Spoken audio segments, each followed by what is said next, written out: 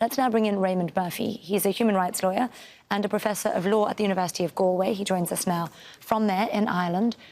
Raymond, Ireland's been such a staunch defender of Palestinian rights for so long. Does that leaning come from the country's own historical experience, or does it go deeper than that? I think it's based on Ireland's historical experience, as we were occupied for about 800 years by the British. And as a consequence of that, we have a natural empathy towards any population that are seeking self-determination or find themselves oppressed in circumstances such as that of the Palestinians.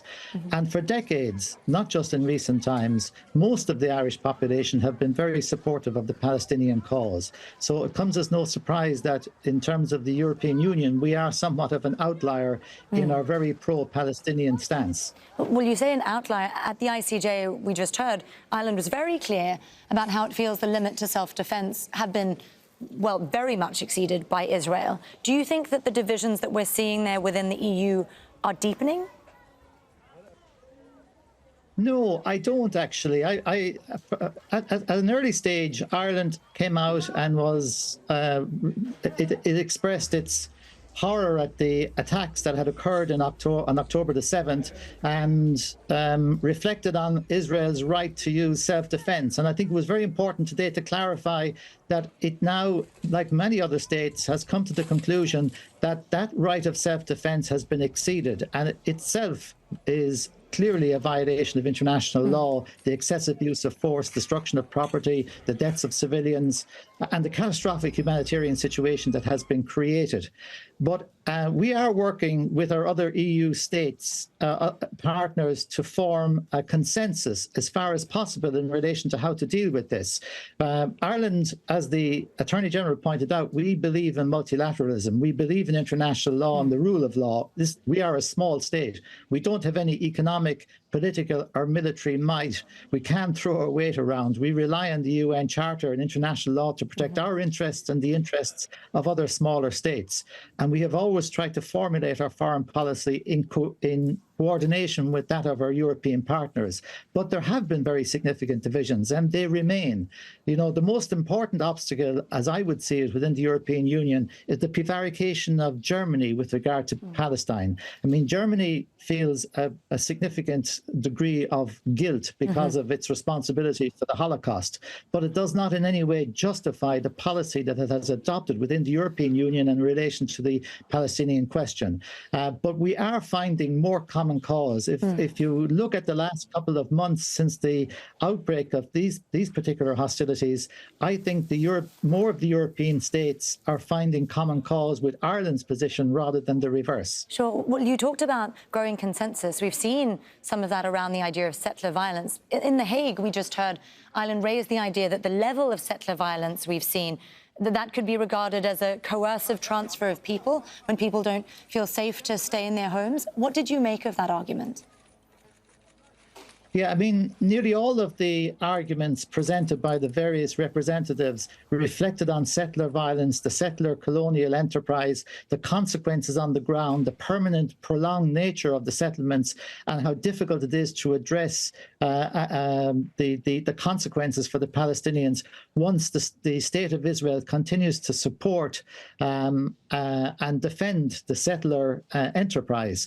So I think it was correct to call it out, because the settlements are at the heart of much of the difficult humanitarian situation confronted by Palestinians in the West Bank. It's separate altogether from the catastrophic situation in Gaza, but it is at the heart of examining the legality of the occupation. And Ireland rightly pointed out that the promotion of the permanent settlement in the West Bank by up to 700,000 Israeli Jews is clearly inconsistent with the laws of occupation, and creates facts on the ground that will be a major obstacle to resolving the long-term, resolving the differences between the Israelis and the Palestinians, and creating a viable two-state solution. Well, if we're talking about a longer-term solution, I have to ask, I note that Ireland doesn't recognise the state of Palestine. Do you think that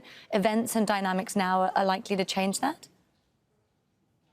I hope they do. I'm not sure. I'll be honest, I mean, Ireland has a very pro-Palestinian stance. Its government policy reflects that of the great majority of the Irish population. Nonetheless, I often feel that the government is advised by conservative lawyers, and they're afraid sometimes of the political consequences of taking a particular stance. And I mean, at the very end of the presentation by the Irish Attorney General, he said that we should review the trading relations. All states should review trading relations with settlements. Actually, the Irish government has created obstacles to bringing in domestic legislation here, which would, in fact, curtail and, in fact, prohibit trading with any economic enterprises in the settlements.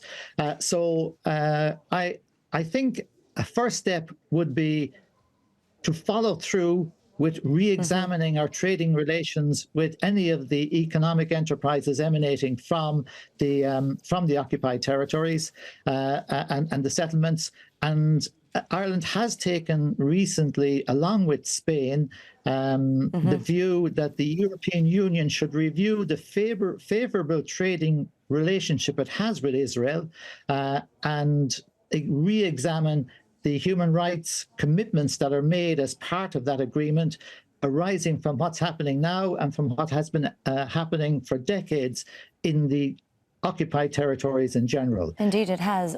Raymond, before I let you go, I want to ask you for a bit of a personal reflection. I understand you're a human rights lawyer now, but you've also worked as a peacekeeper yourself on the ground in the region. Can I ask you to reflect perhaps on how you're thinking about what's happening in Gaza, given your own experience in the Middle East? I'll be honest, I find this deeply depressing. In fact, sometimes I feel shame because it seems that we're incapable of responding to a huge humanitarian catastrophe. The United Nations is unable to respond. The Security Council has been rendered useless, essentially, through the various exercises of the veto.